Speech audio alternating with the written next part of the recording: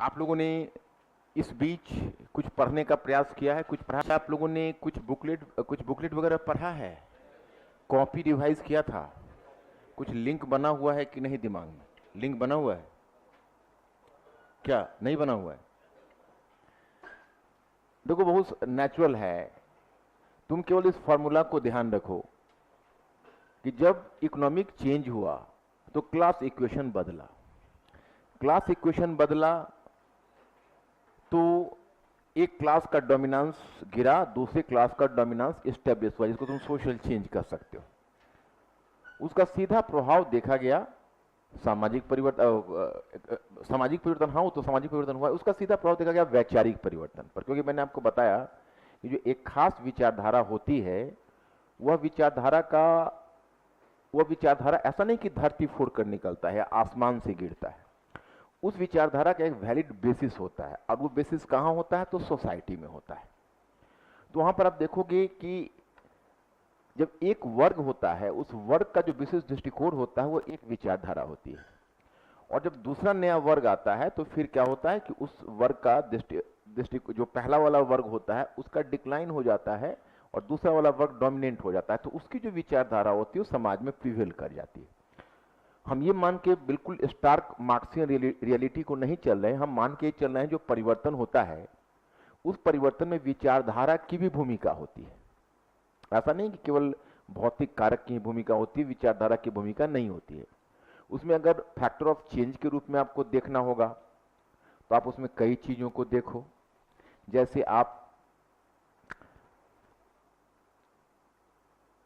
Economic factor को देखो, वैचारिक फैक्टर को देखो, और इतना ही नहीं, अभी जो नए नए रिसर्च आ रहे हैं उसमें माइग्रेशन ऑफ पॉपुलेशन को भी कुछ हद तक माना गया है। जो एक क्षेत्र से दूसरे क्षेत्र में पॉपुलेशन का जो माइग्रेशन हो रहा था वह भी एक वेरिएबल के रूप में काम कर रहा है चेंज में। अब जैसे एक मूविंग इंडिया ही बुक लिखी गई है, या जो माइग्रेशन है, खास के जो इन्वायरमेंटल जो चेंज हुआ, इन्वायरमेंटल चेंज से पहले आपने इंडेंचर्ड लेबर का प्रॉब्लम देखा जो हमने इंपीरियलिज्म में आपको बताया।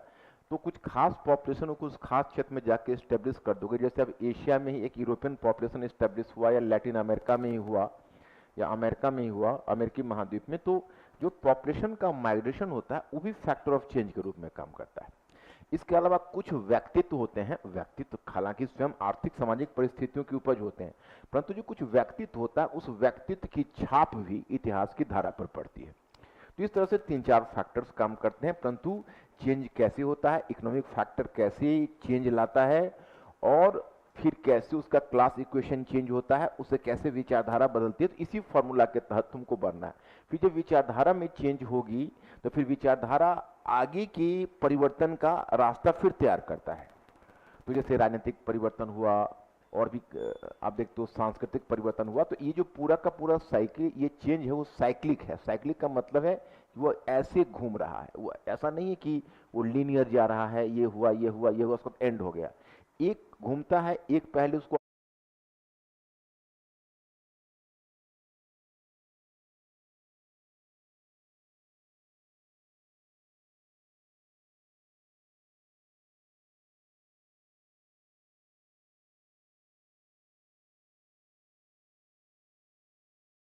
फिट करता है, एक डायरेक्शन देता है, और फिर उसी से जुड़ा हुआ जो होता है वो दूसरा उसको फिर एक फैक्टर ऑफ चेंज के रूप में काम करने लगता है।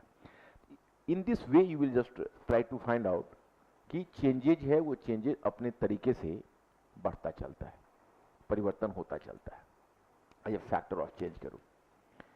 तो मैं इसी सिलसिले में आप लोगों को बताया था कि सबसे पहले हम लोगों ने देखा ancient Europe and then medieval Europe, और आधुनिक पश्चिम के उद्भव पर आए, यहाँ जैसे पुनर्जागरण से लेकर, और हमने 30 वर्ष युद्ध तक देखा था।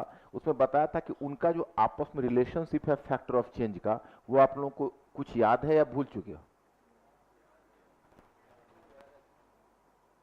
तो आवाज इतनी दबी दबी और बैठी बैठी गए, तो इसी में आईएएस क्वालिफाई करो। क्या लगता है कि आईएएस इस तरह आए क्वालिफाई कर गए? उसको डाइजेस्ट करना पड़ता है। इतनी दबी दबी आवाज से बात मत करो। मुझे ये बताओ कि जो रिफॉर्मेशन हुआ, प्रोटेस्टेंट मूवमेंट हुआ, उसके पीछे कौन सा इकोनॉमिक फैक्टर, सोशल फैक्टर काम कर रहा है? दिमाग में कुछ है? रेनेशा हुआ, रेनेशा के पीछे कैसे भौगोलिक अन्वेषण काम कर रहा है? दिमाग में है? हमने आप लोगों से डिस्कस किया कि चाइना को पीछे छोड़ते हुए कैसे यूरोप आगे बढ़ गया, कौन फैक्टर काम कर रहा हो दिमाग में है। फिर हुआ आधुनिक पश्चिम का उद्भव। तो आधुनिक पश्चिम के उद्भव के क्रम में तुमने देखा कि दो पहले पावरफुल एंटिटी थे, एक था सामंतवाद और दूसरा था चर्च। इन दोनों का विघटन हुआ और इन दोनों का विघटन राष्ट्रीय राज्य के उद्भव के लिए आवश्यक था। और फिर सामंतवाद के कब्र से ही शक्तिशाली राजतंत्र का उद्भव हुआ, जिसने अपने पावर को एसर्ट करने का प्रयास किया। उधर मिडिल क्लास भी पहले की तुलना में ज्यादा पावरफुल बनकर उभरा। अब इतिहास में जो मुख्य संघर्ष है वो संघर्ष शुरू हुआ मिडिल क्लास के बीच और मोनार्की और मिडिल क्लास के बीच, वो संघर्ष शुरू हुआ। तो जब मोनार्की और मिडिल क्लास के बीच जब वो चैलेंज शुरू हुआ तो middle class was getting, you can say, encouraged and getting supported by the lower class later. तो तुमने जब देखा कि पहले कंपटीशन आरंभ हुई मिडिल क्लास और मोनार्की में, तो we have come to see out enlightenment. तुमने इसको प्रबोधन के रूप में देखा। प्रबोधन क्या था? तो मध्यवर्गीय दृष्टि थी। अब प्रबोधन ने संवैधानिक दृष्टिकोण में क्या परिवर्तन लाया? आधुनिक संविधान का विकास। अगर आप ब्रिटिश संविधान को अपवाद में रखो तो आधुनिक संविधान का विकास कहां से तुम लोग देख रहे हो? प्रबोधन से देख रहे हो। क्या आधुनिक अर्थव्यवस्था का विकास, जिसको मुक्त अर्थव्यवस्था कहते हो, कहां से देख रहे हो? प्रबोधन से देख रहे हो। Are you getting this point? Adam Smith की इकोनॉमिक थ्योरी याद है? अब वहां से तुम आगे बढ़े तब बात आई अमेरिकी क्रांति की। अब अमेरिकी क्रांति तो एक स्वतंत्रता संग्राम था, लेकिन फिर भी तुम उसको क्रांति इसलिए कहते हो कि जो मुद्दा प्रबोधन ने उठाया था उस मुद्दे को अमेरिकी क्रांति ने फर्दर आगे बढ़ाया। या अमेरिकी क्रांति कहीं ना कहीं प्रबोधन से जुड़ा रहा, क्योंकि प्रबोधन ने जो वाणिज्यवाद पर प्रहार किया था, अमेरिकी क्रांति उस वाणिज्यवाद के विरुद्ध विद्रोह था। तो कहीं ना कहीं अमेरिकी क्रांति मिडिल क्लास के असेंडेंसी से जुड़ गया और इसी का परिणाम है कि आगे यूरोप के मध्य वर्ग का समर्थन उस क्रांति को मिला और फिर वो क्रांति आगे फ्रांस की क्रांति का भी प्रेरक बन गया, क्योंकि आइडियोलॉजिकली फ्रांस की क्रांति अमेरिकी क्रांति से जुड़ जाती है। लेकिन फ्रांस की क्रांति के मध्य तुमने क्या देखा कि अब जो एक लोअर क्लास इमर्ज होकर आया था, मतलब लोअर क्लास धीरे धीरे से, अमेरिकी क्रांति में तो लोअर क्लास ने सिर उठाया था, लेकिन मिडिल क्लास ने लोअर क्लास को आसानी से अपने अंतर्गत कर लिया था नेतृत्व में, सोशल इंजीनियरिंग। लेकिन जब तुम फ्रेंच रिवॉल्यूशन में आते हो तो वहां पर lower class force could not be subdued by the middle class. वहां पर लोअर क्लास थोड़ा ज्यादा आर्टिकुलेट हो गया। तो परिणाम हुआ कि क्रांति के मध्य जो हमने तुमको 4 स्टेज बताए वो लोअर क्लास और मिडिल क्लास के रिलेशनशिप पर आधारित है। अब तुमने ओरिजेंटली यहां देखा, फिर वर्टिकल डाइव मारा कि फर्स्ट स्टेज में क्या चेंज हुआ, सेकेंड स्टेज में क्या चेंज हुआ, थर्ड स्टेज में कैसे मिडिल क्लास ने टेक ओवर किया, फोर्थ स्टेज में नेपोलियन बोनापार्ट ने क्रांति के क्षेत्र को कैसे बदल दिया। अब जब तुम ओरिजेंटल डाइव मारते हो तो हम तुमसे उम्मीद करते हैं कि वर्टिकली अगर तुम क्लियर हो गए तो अगर कोई वर्टिकल क्वेश्चन वो पूछ डाले, जैसे नेपोलियन ने यूरोप और फ्रांस के बीच सेतु का काम किया, या नेपोलियन ने पुराने फ्रांस और नए फ्रांस को जोड़ा, या नेपोलियन क्रांति का शिशु था परंतु क्रांति के आदर्शों को ही उलट दिया, या नेपोलियन का साम्राज्य अस्थायी सिद्ध हुआ परंतु उसके जो सुधार थे वो ग्रेनाइट पर रखे हुए थे। ये सारी चीजें, उसके बाद तुम फ्रांस की क्रांति की लीगेसी पूरे 19वीं सेंचुरी में देखते चले गए। 19वीं सेंचुरी में तुम, अभी मैं औद्योगिक क्रांति की चर्चा नहीं कर रहा हूं, हालांकि औद्योगिक क्रांति भी अर्ली 19वीं सेंचुरी से पहले वेस्टर्न यूरोप में फेल्ट हुआ और 19वीं सेंचुरी के सेकेंड हाफ में मध्य यूरोप से लेकर पूर्वी यूरोप तक फैला। लेकिन जो औद्योगिक क्रांति अपना परिणाम लाएगा। लेकिन अभी हम 19वीं सेंचुरी में फ्रांस की क्रांति के साथ ही बढ़ रहे हैं। उसमें फैक्टर ऑफ चेंज के रूप में देखकर उदारवाद और राष्ट्रवाद, दो विचारधारा को देखा, जिससे लड़ना है यूरोप के पुराने नेताओं को वियना कांग्रेस में, और क्रांति के आदर्शों को दबाने के लिए उन्होंने क्या उपाय किया। वियना कांग्रेस का आयोजन किया, कंसर्ट ऑफ यूरोप की स्थापना की, मेटरनिक जैसा रिएक्शनरी आया, रूस में जार अलेक्जेंडर प्रथम था जो परिवर्तन के रूप में बाधा उपस्थित कर रहा था। इधर ब्रिटेन और फ्रांस का जो अप्रोच है, the approach was slightly liberal. उन दोनों का अप्रोच कैसे स्लाइटली लिबरल है। खैर एनीवे, फिर भी क्रांतियां हुई। 1830 की क्रांतियां हुई, फ्रांस से शुरू होकर यूरोप के अन्य क्षेत्रों में फैली। 1848 की क्रांतियां हुई, बदलाव आए। राष्ट्रवाद की विचारधारा को नहीं दबाया जा सका। पहले राष्ट्रवाद उदारवाद के रास्ते अपने लक्ष्य को प्राप्त करना चाहा, जब वह उसे प्राप्त नहीं हुआ तब वह राष्ट्रवाद सैन्यवाद की तरफ बढ़कर इटली और जर्मनी में सैनिक और कूटनीतिक उपायों का सहारा लेकर यूनिफिकेशन को संभव बनाया। 19वीं सेंचुरी में हमने फैक्टर के चार फैक्टर्स हमने चेंज के तुम्हें बताए थे। एक तो विचारधारा के तौर पर उदारवाद को ले लो, राष्ट्रवाद को ले लो, और तीसरा मैंने बताया था औद्योगिक क्रांति, क्योंकि औद्योगिक क्रांति तो शुरू हो चुकी है। तो औद्योगिक क्रांति अगर आर्थिक ढांचे में बदलाव लाता है तो राजनीतिक और सामाजिक ढांचे में बदलाव आना बहुत ही स्वाभाविक है, आप उन बदलावों को नहीं रोक सकते। और चौथे फैक्टर के रूप में हमने बताया क्रीमिया का युद्ध।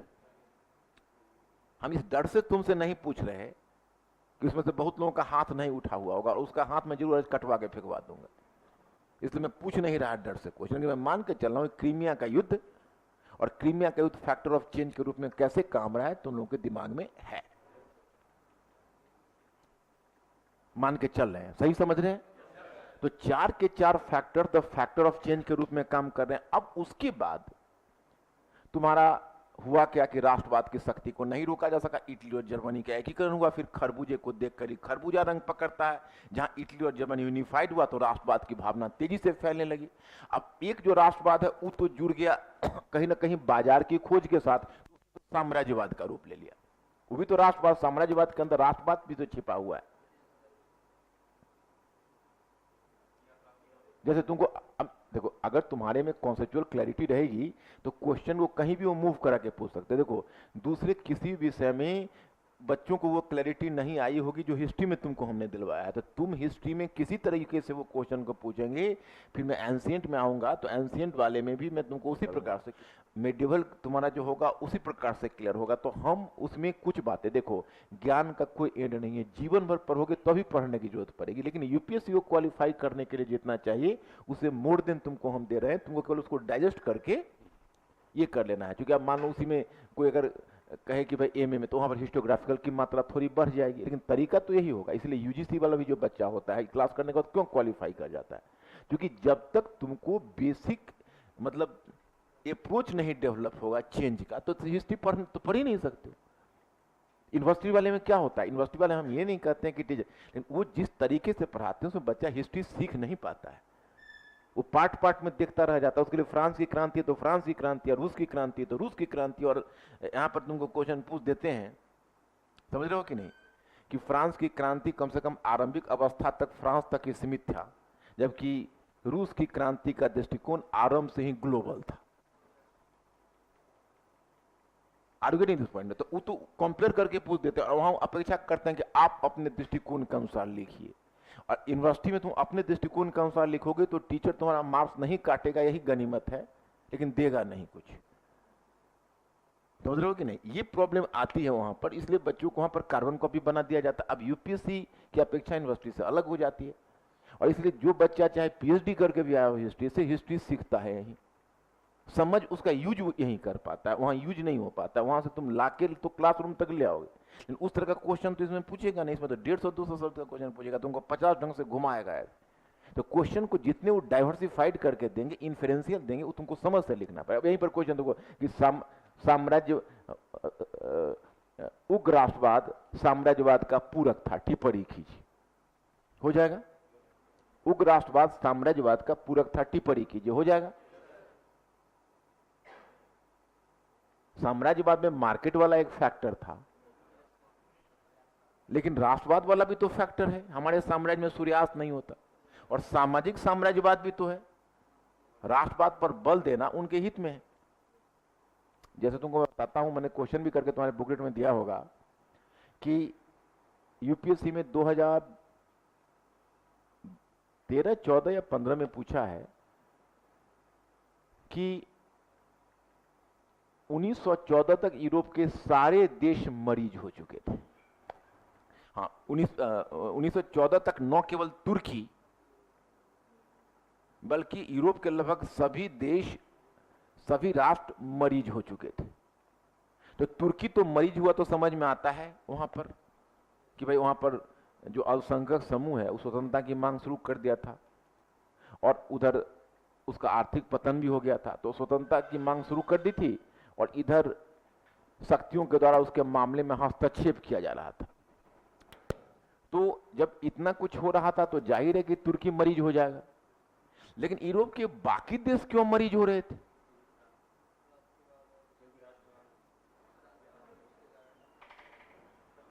एक आध एसी को बंद कर दो। कुछ ज़्यादा कूल कर रहा है ना, तो बाहर अचानक से निकलोगे तो गर्मी बर्दाश्त नहीं होगा, शरीर का थोड़ा सा ये तो बीमार पड़ जाओगे। अगर यहाँ बहुत ठंडा में बैठोगे, बाहर से निकलोगे, बाहर बहुत गर्मी है, तो थोड़ा बॉडी एडजस्ट करना चाहिए। हमें भी वही दिक्कत होती है, एलर्जी का प्रॉब्लम हो जाएगा। तो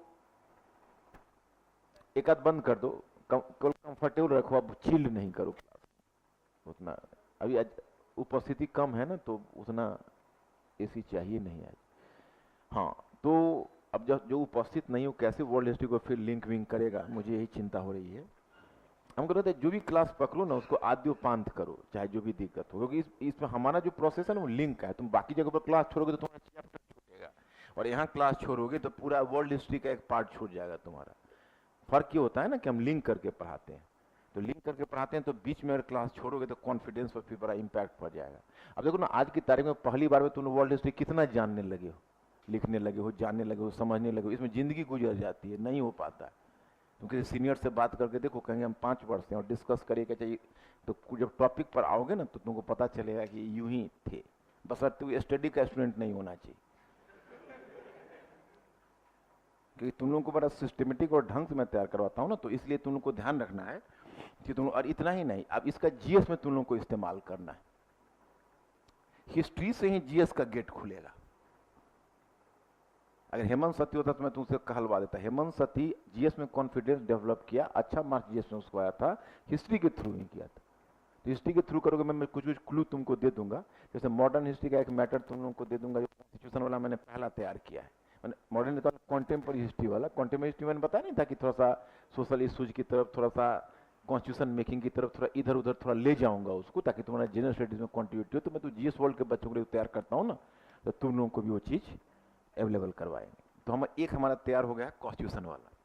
उसमें मैंने कुछ वैलिड क्वेश्चन उठाए हैं, और उसको पढ़ने के बाद कोई अगर कॉन्स्टिट्यूशन की तैयारी करे ना, तो ज़्यादा कॉन्स्टिट्यूशन समझ में आएगा उसको। क्योंकि समस्या तो शुरू होती है कॉन्स्टिट्यूशन मेकिंग से ही ना, जब वो हो जाए तो फिर क्या दिक्कत है। तो तुम वहां पर चले आए साम्राज्यवाद पर, उग्र राष्ट्रवाद, वो सारा फैक्टर है, 19वीं सेंचुरी तक चले गए, और तब चले आए बाल्कन समस्या पर। बाल्कन समस्या लास्ट में तो आएगी, क्योंकि राष्ट्रवाद एक तरफ एकीकरण के मूवमेंट को भी जन्म दे रहा है, दूसरी तरफ विघटनकारी मूवमेंट को भी जन्म दे रहा है, जिसका शिकार ऑटोमन साम्राज्य हुआ। अब ऑटोमन साम्राज्य ने, यूरोप के बाकी देश मरीज हो चुके थे, तो मरीज कब आदमी होता है पता है? मरीज तब होते हैं कि एक तो हमारे में कोई इंफेक्शन लग जाए, या कोई इस तरह का मतलब डिजीज का अटैक हो जाए, और दूसरी बात है कि उस डिजीज का निराकरण हमारे पास नहीं। तो 1914 दे रहा है, इसका मतलब है कहीं ना कहीं वो फर्स्ट वर्ल्ड वॉर से लिंक करना चाह रहा है। और यूरोप के सभी देश मरीज हो चुके थे, उसमें मेरे विचार से उसको सारे यूरोपीय देशों को तुम औद्योगिक क्रांति से जो ओवर प्रोडक्शन का प्रॉब्लम आया है उसको जोड़ो। समझ रहे हो मेरी बात को? तो सभी देश ओवर प्रोडक्शन और अंडर कंजम्पशन के शिकार हैं। मतलब कहने का अर्थ है कि पूंजीवादी व्यवस्था जो है, उसमें धीरे धीरे क्या हो रहा है कि उस सबको आंतरिक रूप से विभाजित हो रहा है, और उसी समय समाजवाद और मार्क्सवाद का उत्थान हो रहा है। तो वो अपने समस्याओं से ध्यान हटाने के लिए बाहर की तरफ एग्रेसिव पॉलिसी की तरफ बढ़े, जिसको तुमने सामाजिक साम्राज्यवाद में देखा। समझ रहे हो कि नहीं? अब वो बढ़ रहे हैं, क्योंकि अगर वो नहीं बढ़ेंगे तो अपने यहाँ क्रांति हो जाएगी उनको। समझ रहे हो? तो जो बढ़ रहे हैं तो बाल्कन में उलझ रहे हैं, और साम्राज्यवाद के मोर्चे पर उलझ रहे हैं, आपस में टकराहट हो रही है। और टकराहट हो रही, यह भी जान रहे हैं कि हम लोग युद्ध की तरफ, संघर्ष की तरफ बढ़ रहे हैं। कोई देश विड्रॉ नहीं कर सकता है पीछे, क्योंकि अगर पीछे विड्रॉ करेगा तो उसका घरेलू मोर्चे पर समस्या है, और अंत में इसका परिणाम होगा प्रथम विश्व युद्ध। मतलब प्रथम विश्व युद्ध की तरफ बढ़ रहे हैं, रो रहे हैं, लेकिन रोक नहीं पा रहे हैं। That's why they were sick man of Europe now. Link कर लोगे इसे? इस क्वेश्चन को सभी लोग ट्राई करना घर पर, कि 1914 तक यूरोप के सभी देश मरीज हो चुके थे। हाँ, 1914 तक न केवल तुर्की, बल्कि अब उसी में आर्थिक मंदी के बीच में लिख लोगे तो फिर उसके बीच में लिख लोगे तो फिर उसको ब्लॉक में लेना पड़ेगा।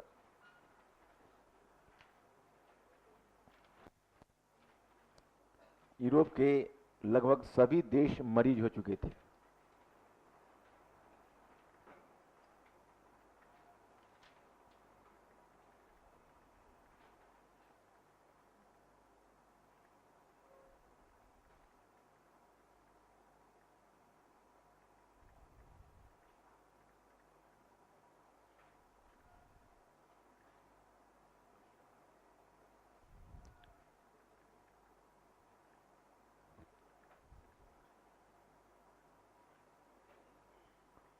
मरीज हो चुके थे।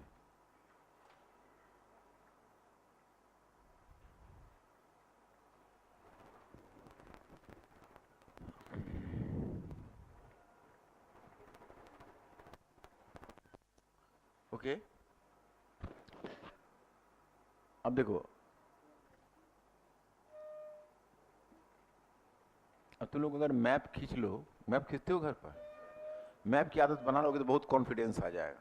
इंडियन हिस्ट्री हो या वर्ल्ड हिस्ट्री हो, map, world history, international relation हो, कहीं भी है तो तुम, अब साउथ ईस्ट एशिया ही है तो म्यांमार के बगल में कौन सा कंट्री, इंडोनेशिया के बगल में कौन है, मलक्का किधर है, ये सब अगर दिख रहा है तो ज़्यादा समझ में नहीं आएगा, अंतर्राष्ट्रीय संबंध भी ज़्यादा याद रहेगा, ज़्यादा समझ में। मैप को तो तुम लोग एक रूटीन बना लो कि हाँ भाई हमको देखना, अफ्रीकी महाद्वीप में एक बार देखो 54 देश है, कहाँ से याद रहेंगे। कॉर्नर पकड़ लो कि आज उत्तरी अफ्रीका देखेंगे, आज पश्चिमी अफ्रीका देखेंगे, आज पूर्वी अफ्रीका देखेंगे, 4-5 पार्ट में बांटकर अफ्रीका हो जाएगा। यूरोप तो एक ही पार्ट में तुम्हारा हो जाएगा, यूरोप उतना बड़ा कंट्री है नहीं, उधर रसिया ही मेजर हो गया, इधर करते हुए इधर आ जाओगे तो हो जाएगा तुमको। लैटिन अमेरिका भी तुम्हारा और उत्तरी अमेरिका भी एक एक में तुम्हारा याद हो जाएगा। केवल अफ्रीका महाद्वीप में और एशिया में, एशिया में फिर तुमको मध्य एशिया अलग करना पड़ेगा, पश्चिम एशिया अलग करना पड़ेगा, है ना, दक्षिण एशिया अलग करना पड़ेगा, दक्षिण पूर्व एशिया को अलग करना पड़ेगा और पूर्वी एशिया को अलग करना पड़ेगा। मैंने एशिया को 5-6 पार्ट में बांट कर देख लो और धीरे धीरे ऐसी आदत बना लो कि कहीं अगर एक सेंटेंस आया तो उसको हम किस प्रकार से कवर कर सकते हैं। तो दोनों टेस्ट तुम लोगों ने दिया था कि नहीं, कैसा परफॉर्मेंस किया था, दिया था, मतलब क्वेश्चन लिख गया था। अभी क्या प्रॉब्लम तुम लोगों को हो रहा है? हमें तो कोई प्रॉब्लम नहीं नजर आ रहा है, तुम लोग, हमें तो लगता है कि तुम लोग समझ रहे हो। और मैंने लिखने के समय, लिखने पर, जैसे हमारे जो पुराने कुछ स्टूडेंट्स जो इंटरव्यू भी दिए हुए हैं, कुछ सिलेक्ट भी हुए, तो उनसे पूछा है तो उनको लगा, उनका ये कहना था कि पहली बार में सर टेस्ट पर बच्चे ध्यान न देकर केवल कंटेंट को, उनको अपने दिन याद आ रहे हैं। समझ रहे हो ना कि अपने दिन में भी क्या होता है कि राइटिंग में बड़ी दिक्कत होती है, शुरू नहीं हो पाता है, बीच का पार्ट नहीं लिख पाते हैं। लेकिन अब तब तो हम छोड़े तो उसी आधार पर छोड़े ना कि तुमको फिर दोबारा पढ़ाएं, कोचिंग कराएं, तभी छोड़े। अब एक ही बार में तुमको होना है। हाँ, उसके बाद मेरा हेल्प रहेगा तुम्हें, तुम में से जो अच्छे स्टाफ हो, फिर जब मेंस दे रहे होगे तो उस समय जो मैं डिस्कस, समझ रहे हो, 13